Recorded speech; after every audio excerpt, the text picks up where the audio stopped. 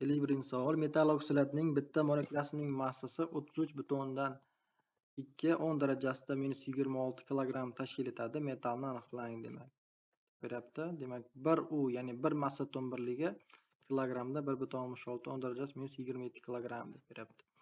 Xo'p, endi ushbu birikmamizning, demak, metall ugleroddan 2 ta, kisloroddan 4 ta molekulyar massasini topib olamiz. Buning uchun haqiqiy absolyut massasini bo'lamiz, demak, 1 U ga.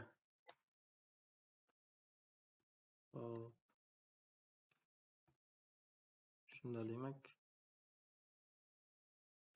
1 U, demak, massasi 33,2 10 darajasida -26, 1 massa atom birligi kilogrammda 1,66 10 darajasida -27. Hisoblaymiz endi buni. Bo'ladigan bo'lsak 200 kelib chiqadi molekulyar massasi.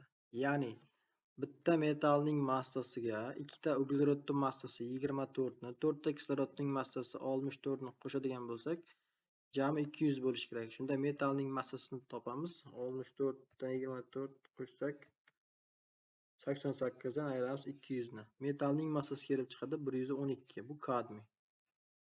Demak, bizda kadmiy uglerod 2, kisloroddan 4 bo'lgan. To'g'ri javob A varianti.